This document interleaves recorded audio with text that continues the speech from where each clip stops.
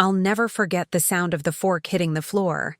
It wasn't just a dinner utensil clinking on tile. It was the sound of humiliation, of being gutted from the inside out.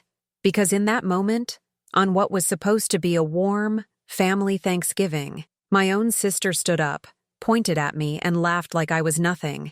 "Why are you even here anyway?" she said loud enough for everyone to hear. "You're not real family. You're just a mechanic. My name is Claire, and I'm 35 years old. I've spent the last 10 years breaking my back in a small auto shop just outside of Denver, Colorado. I've got grease in my hands, calluses on my palms, and yes, I wear overalls to work. But I've also got loyalty, and until that night, I thought I had a family. What my sister didn't know, what no one knew, was that her future, her perfect little college dreams, her tuition, her apartment, all of it, depended on me. So when she laughed at me in front of the whole family, when she mocked my job, told me I didn't belong, I didn't argue, I didn't cry, I just stood up, took my purse, and walked out. And that, right there, was the beginning of the end. Because I had a choice: cry about it, or rise above it. And I didn't just rise. I made sure that when the truth came out, it would come dressed in silk, sipping champagne, while she stood barefoot in the dirt. This is the story of how I took back my power, quietly, with style. And if you think you could have stayed calm while your sister laughed in your face in front of everyone, tell me in the comments, what would you have done in my place? And of course, don't forget to subscribe if you love stories where women win with intelligence and elegance. Because this one, oh, it only gets better from here. They say family is forever, that blood is thicker than water, that no matter what happens, your people will stand by you. I believed that. For years, I held on to that belief like a lifeline, especially when things got hard. When I was working 12-hour shifts in a garage with oil-stained hands and a sore back, just trying to keep the lights on, I'd tell myself, it's all worth it. One day, they'll see. One day, this family will know how much I gave up to hold it all together.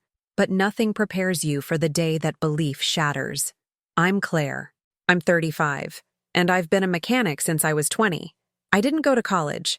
I didn't take the traditional path. Instead, I learned to fix things with tools, with patience, with grit.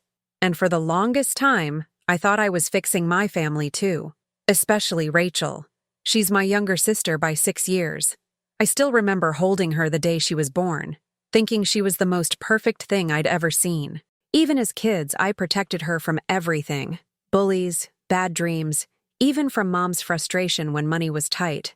I was the second mother and the older sister all in one. I never resented it. I loved her like she was part of my own soul. When Rachel got older, it was clear she was different from me. Brighter, maybe. More delicate. Always reading, always dreaming. She wanted college, travel, museums, coffee in Paris. She hated dirt under her nails. And me? I had permanent grease under mine.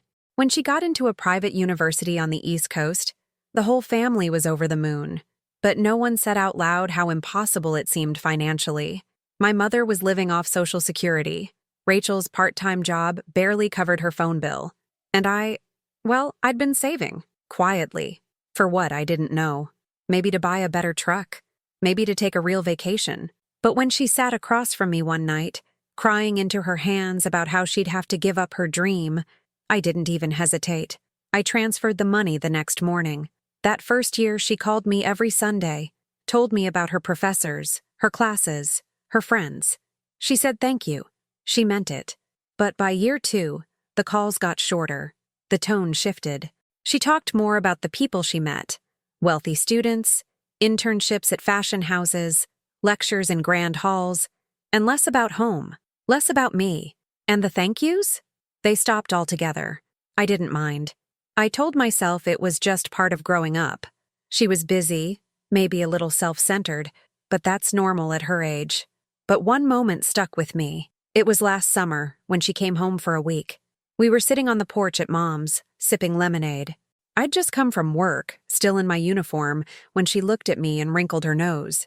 "Don't take this the wrong way," she said, "but I just can't imagine doing what you do, like actually choosing to be covered in grease every day.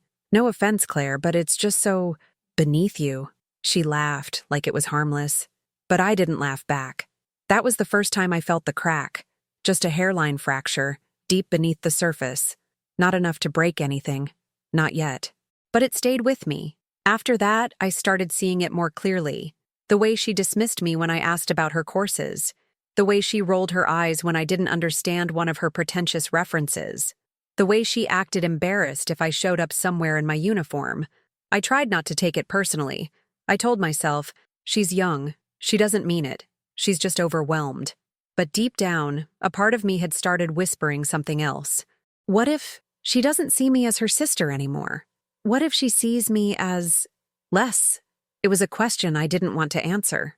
So I buried it, smiled at family dinners, kept wiring money for rent and textbooks, kept pretending that nothing had changed. But it had, and I think a part of me knew it. Even before Thanksgiving. Thanksgiving always meant something sacred to me.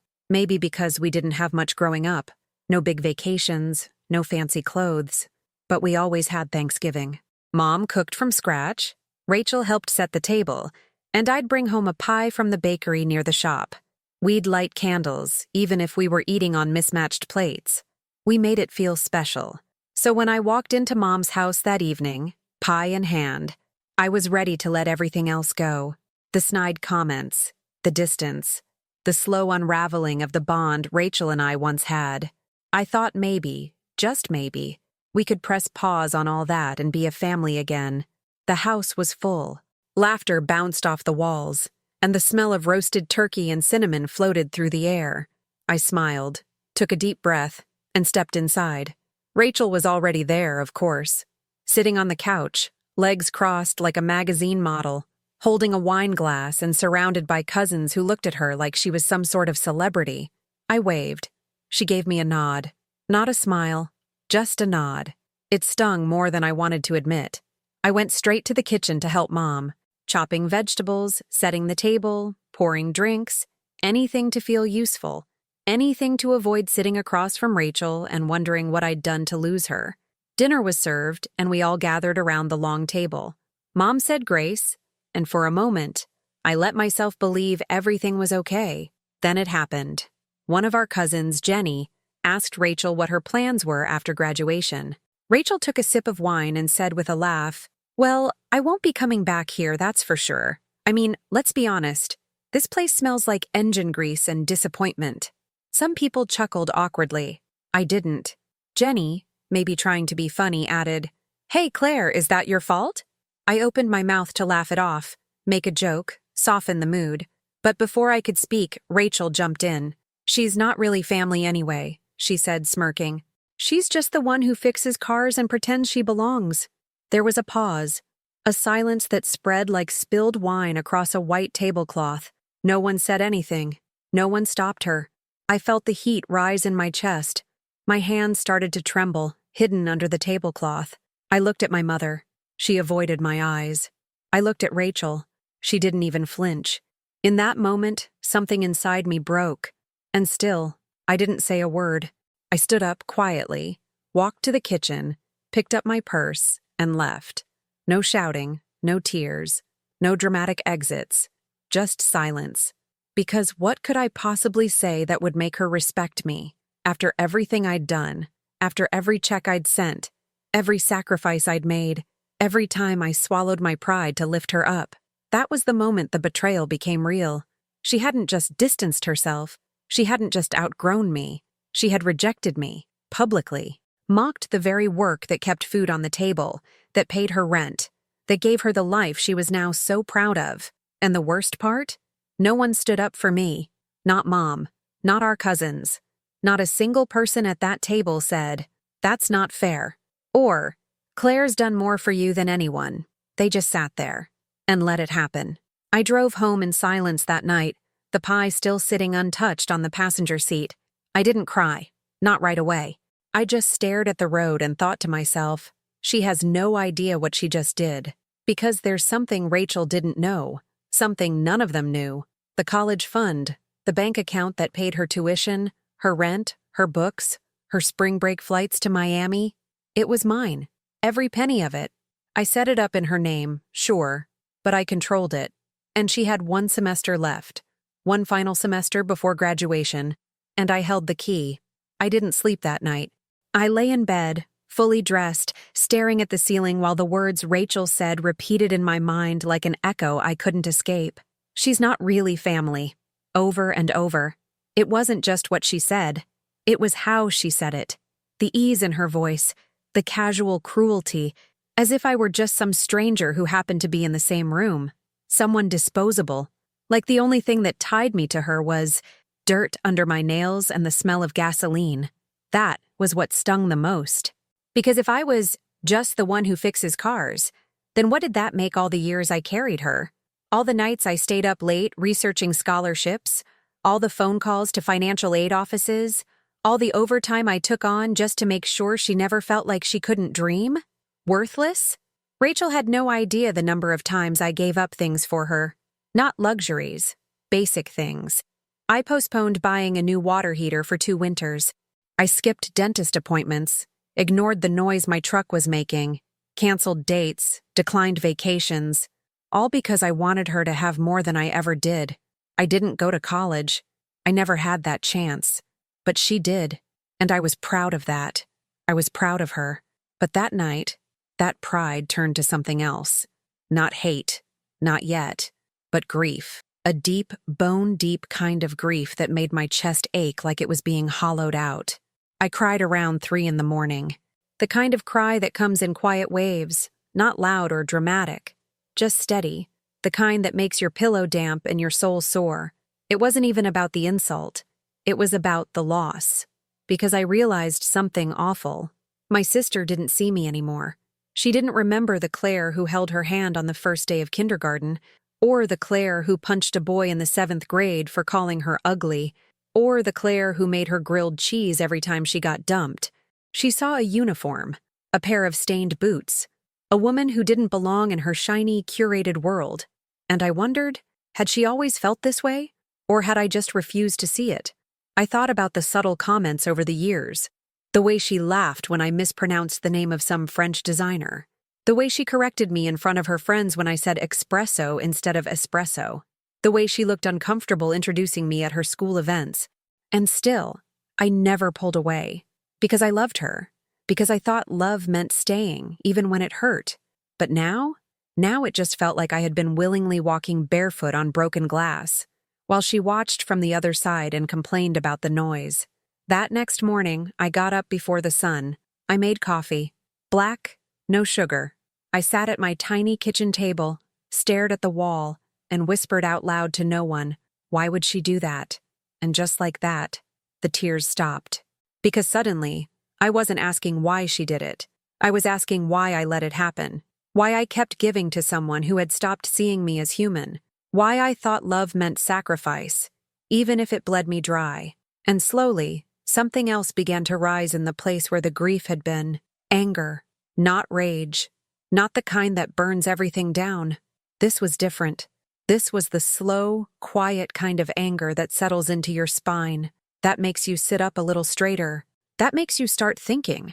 It wasn't just that she humiliated me. It was that she never thought I would stand up for myself. She thought I'd keep wiring money, keep showing up with pie, keep fixing broken things, including her life. But I wasn't going to fix anything anymore. Not for her. That part of my life? It ended at that Thanksgiving table. The morning after Thanksgiving, I woke up early.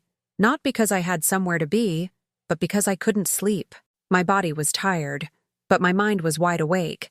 I had spent the whole night replaying every moment at that table, every word Rachel said, every blank stare from the people I once called family, and somewhere in that long stretch of silence between midnight and dawn, something inside me shifted. I wasn't going to cry anymore. I wasn't going to beg for respect. I wasn't going to keep proving my worth to people who had already decided I had none. No, I was going to act. I made myself a cup of black coffee and sat at my kitchen table with my laptop. I logged into the online banking system I knew better than my own birthday. The college fund I'd created for Rachel stared back at me. 3 years of deposits. Countless sacrifices. It had been under my name the entire time. Legally mine. I had simply named her the beneficiary and covered the payments like clockwork. But now? Now the rules were going to change. I transferred the remaining amount, just under $11,000, into a new account, a private trust, structured with a few new stipulations. 1. To access the money, Rachel would need to submit a signed letter of acknowledgement, stating where the funds came from and expressing, yes, gratitude. 2. She'd need to show proof of employment for at least 6 months. Real employment, not an unpaid internship at some fashion firm her new boyfriend's dad got her into. And 3, the most poetic of all, she would have to record a video, a presentation, 10 minutes long. Topic: the social and economic value of blue-collar workers in American society. I smiled. It wasn't revenge. It was reflection. A mirror, held up gently but firmly. If Rachel wanted to pretend that people like me didn't matter, fine. But she wasn't going to do it while living off the sweat of my labor. I finalized the changes and logged out. And for the first time in a long time, I breathed. Not just inhaled and exhaled, but breathed, fully, deeply, without the weight of her future on my shoulders.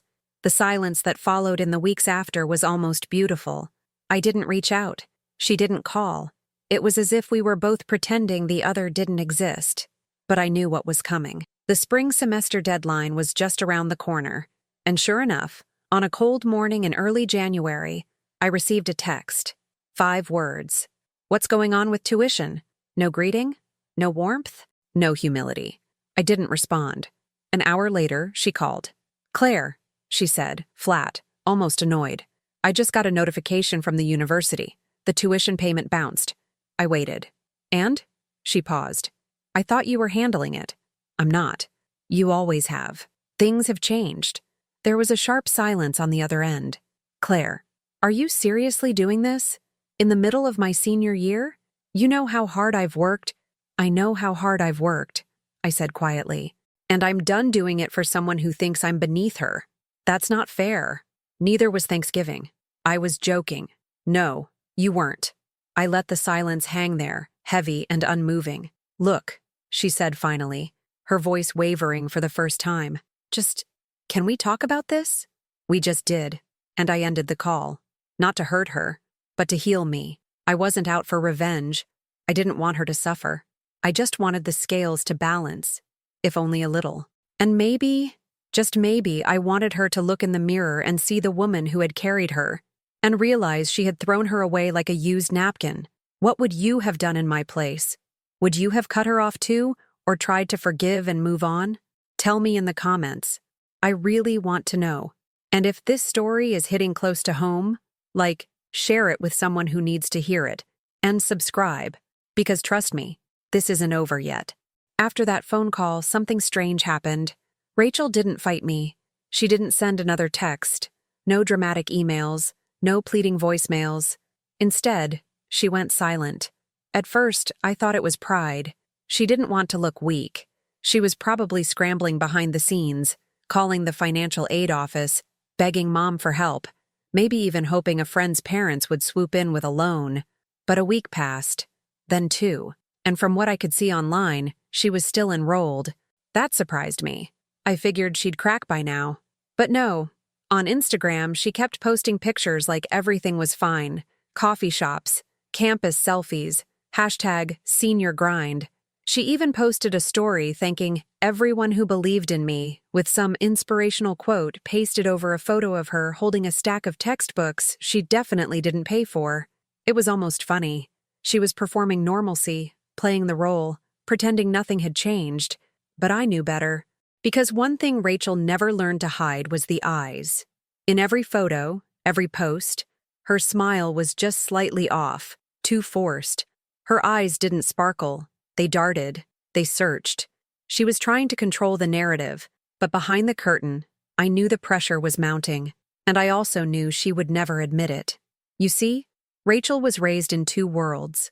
The first one was with me. Frozen pizza nights, coupon clipping, school clothes from outlet stores. The second was the world she clawed her way into. Wine tastings, name brands, rooftop brunches. She was trying to hold on to the second world while pretending the first one didn't exist. But that second world came with a cost. And I had been paying it. Now that I wasn't, She was trying to keep the illusion alive as long as possible, like someone throwing glitter into the wind, hoping no one notices the mess piling up behind them. Meanwhile, I stayed quiet. I went to work. I clocked in, clocked out, came home, made dinner, cleaned my apartment, called Mom once just to check in, but she was brief. She didn't bring up Thanksgiving, didn't ask about Rachel. Her silence said enough. She knew what happened, and she didn't want to pick sides. That hurt, but not as much as it used to, because the space Rachel left in my heart was starting to close up, not from bitterness, from healing. One Friday night, I got a message from a friend of a friend who worked in the student billing office at Rachel's university. She didn't know all the details, but she'd overheard something about Rachel being granted an emergency extension, and that she'd been visiting the office almost daily, in a bit of a panic. That's when I realized Rachel wasn't calm, she was cornered. But instead of facing me, or herself, or what she'd said that night, she was trying to outlast the consequences, hoping I'd cave, hoping I'd feel guilty, hoping I'd go back to being the sister who always said yes. She didn't understand that that version of me no longer existed. She had buried her, right there at the dinner table, between the stuffing and the cranberry sauce. And now, I was someone else. Someone she didn't know how to manipulate. I wasn't out for blood. I didn't want revenge in the way movies make it look. Dramatic confrontations, screaming matches, slamming doors. No, I wanted peace. And peace, for me, looked like this. Silence, stability, boundaries. Peace meant not having to sacrifice parts of myself to earn the love I should have been given freely. So while Rachel kept up her little show online, I stayed behind the curtain, watching and waiting, because I knew something she didn't. The final tuition deadline was just a few weeks away, and unless she found a way to come up with over $10,000, her entire future, the degree, the graduation photos, the post she'd already drafted for LinkedIn, was about to crumble like the facade she'd built around it, and I would not lift a finger to stop it. 2 weeks before the final tuition deadline, I got a call from my mom. It was rare enough to hear from her without having to initiate the conversation myself, so when I saw her name flash on my screen, I answered immediately. "Claire," she said, her voice hesitant, "I need to ask you something." I already knew where this was going. She paused, then sighed like the words hurt to say. "Rachel told me there was some kind of mix-up with her school payments. She said you were handling it, but the account froze. Is that true?" I closed my eyes. "She's lying," I said. A long silence followed. "She said you were punishing her," Mom added, her voice lower now. "That you're angry because of what she said at Thanksgiving. But Claire, don't you think that's a little extreme? She's about to graduate." That's when I realized something. Rachel hadn't just gone to Mom behind my back. She'd rewritten the entire story. She didn't mention the part where she humiliated me in front of the whole family, or the years of tuition I had paid without so much as a thank you, or the absolute silence she gave me after I walked out. No. She went to Mom and painted herself as the victim. And me? I was the villain. The jealous, bitter older sister with a dirty job and a grudge. "I'm not punishing her," I said carefully. "I'm just no longer financing her disrespect." Another pause. Then came the worst part. "Claire," Mom said slowly, "she's your sister. Blood doesn't just stop being blood." That's when something in me hardened. Not just because of what Rachel had done, but because of what our mother had allowed. There had been no phone call after Thanksgiving to check on me. No apology. No effort to make things right. And now, weeks later, she wasn't calling to ask what really happened. She was calling to tell me to fix it, because that's who I'd always been in this family. The fixer. The one who made things run, smoothed things over, filled the gaps, paid the bills, swallowed the insults, carried the weight. But not anymore. "I think she'll figure it out," I said softly. "It's time she learns what things cost." I ended the call before she could say more. I didn't cry. I didn't shake. I didn't doubt myself for a second. But I did feel something new that night. A kind of cold. Not the bitter kind. Not the lonely kind. The kind that comes with clarity. And then, 2 days later, came the final twist. I was at work, mid-oil change, when I got a message from a friend I hadn't heard from in years. someone who'd gone to school with Rachel and followed her on social media. She sent me a screenshot. It was from Rachel's Instagram story, a GoFundMe link. Captioned, "Senior girl at risk of losing her final semester. Any support would mean the world to women in education, wrong, sisterless. I stared at that word until it blurred. She hadn't just rewritten the story. She'd deleted me from it. I clicked the link, read the page. She wrote about coming from a broken home, how she had overcome years of struggle without real family support, how she had financed most of her degree alone, and was devastated to see it threatened so close to the finish line. Donations were already coming in. Strangers, friends, even distant relatives who hadn't spoken to us in years. People were moved by her story. They were commenting things like, "Stay strong, girl," and "Your family doesn't deserve you." And me? I was watching in real time as my sacrifices were erased and replaced with a lie. She was building her success on a platform of pity and fiction. That was the final nail in the coffin. It wasn't just about tuition anymore. It wasn't about pride or forgiveness or even family. It was about the truth. And now I was done staying quiet. I didn't want revenge. I wanted resolution, with style. And I was ready to make my next move. The GoFundMe stayed up for 5 days. 5 long days where Rachel soaked up sympathy and donations, all built on a foundation of carefully crafted lies. People shared her post, praised her resilience, commented things like, "Keep going, Queen. Your real family is out there." And all I could do was watch. But not because I was helpless, because I was waiting. Sometimes the most elegant way to win is to let the other person finish digging their hole before you hand them the shovel. On the morning of the 6th day, I made my move. I didn't post a rant. I didn't confront her in public. I didn't even say her name. What I did was send a letter. A single typed, signed letter. Not to Rachel, to the university. I explained, with documents attached, that I had been the sole financial contributor to Rachel's tuition since her first semester. I included the bank records, every transaction, every deposit, proof of the account's ownership. I outlined the trust agreement I had created and the updated terms she had refused to meet. I finished it with a simple statement. I believe in higher education. I also believe in honesty. I do not wish to interfere with her ability to finish her degree. I simply want to ensure transparency. I also blind copied the financial aid office, the ethics board, and, because I knew she was still trying to apply for post-grad fellowships, the scholarship committee she'd recently named in a public post. Then, I waited.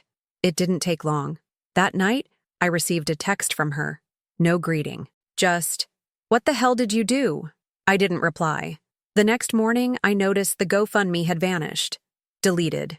No apology. No explanation. Just gone. And the posts? She scrubbed them too. Suddenly, her feed was all neutral quotes and reshares of someone else's dog. I imagined what must have happened. The university calling her in. The questions. The awkward silence as they laid out the records she never expected anyone to see. She could spin a good story online, but not in front of the numbers. Not in front of the truth. A week later, I heard through a friend that her fellowship application had been pulled. Not rejected. Paused for further review. I didn't cheer. I didn't celebrate. But I did feel clean. Like I had finally washed off years of bending, shrinking, and giving. And the best part? I never had to get petty. I didn't need to destroy her. I didn't want to. I just told the truth. That was enough. Because the truth has a way of making its own noise, even when it's whispered. The final piece came quietly, 3 days after everything fell apart. I came home from work and found an envelope in my mailbox. No return address, just my name, handwritten. Inside was a note. 5 words. "You didn't have to humiliate me." That was it. No apology, no remorse, just blame. Even now, even after everything, she still didn't see it. She thought I'd humiliated her, but she had done that to herself. All I had done was stop protecting the version of her that never existed. I folded the note neatly and tucked it away in a drawer, not out of sentiment, but as a reminder. A reminder that loyalty without boundaries is just self-destruction dressed up as love. And as I stood there in my kitchen, greasy hands, tired feet, hair pulled back under a bandana, I didn't feel like less. I felt free. free from her approval, free from their silence, free from the role I was assigned at birth and expected to play until I died. And in that freedom was peace. A few weeks after everything unfolded, I was standing in my driveway, wiping down the hood of a customer's truck, when I felt it. Stillness, not silence. My world is never quiet. The air was full of the sounds of birds, wind, tools clanking in the distance, rubber tires against gravel. But I felt still, like the war inside me had finally ended. Rachel hadn't contacted me again. There were no long apologies, no revelations, no tearful phone calls where she realized everything I'd done for her. And honestly, I didn't expect them anymore. I used to fantasize about that kind of moment, her showing up at my door, breaking down, admitting she was wrong. But now I didn't need it, because I had finally stopped waiting for someone else to validate my worth. For years, I believed my value came from what I could give, how much I could carry, how many fires I could put out. I believed being needed was the same as being loved, but it's not. It took me 35 years, but I finally learned. Love without respect isn't love. It's dependency. It's entitlement. It's performance. I had spent so much of my life pouring myself into people who only saw the cup, never the hand holding it, never the cracks forming in the ceramic, never the strength it took to carry the weight. But now, I carry only what's mine. I still go to work, still get my hands dirty, still come home exhausted, and yet, somehow, I feel lighter. A few days ago, Mom called again. This time she didn't ask about money. She didn't mention Rachel at all. She just asked if I was okay, and I said, yes. For the first time in years, I truly meant it. I know some people might hear this story and think I was cruel, that I should have kept helping. That family is family no matter what. But I don't think blood is what defines family. Loyalty does. And if someone weaponizes your love against you, they're not family. They're just familiar. I used to think forgiveness meant letting things go. Now I know, sometimes forgiveness means letting people go, not with bitterness, with grace. I don't hate Rachel. I wish her well. I hope she learns. I hope one day she grows into someone who can look back and understand the damage she caused. Not for my sake, but for hers. Because she's going to meet more people like me, people who work hard, who don't wear shiny clothes or speak with polished voices, people who have earned everything they have, not through charm, but through calluses. And I hope one day she knows how to respect them, but that's no longer my responsibility. I've done my part. And now I'm building something new. Not just a life, but a boundary, a standard, a quiet, strong line drawn in the dirt. And on my side of that line, there's peace, there's self-worth, there's me. If you've made it this far, thank you. Maybe you've been the fixer in your family, the one who keeps everything running, the one who's always expected to give, to sacrifice, to stay quiet.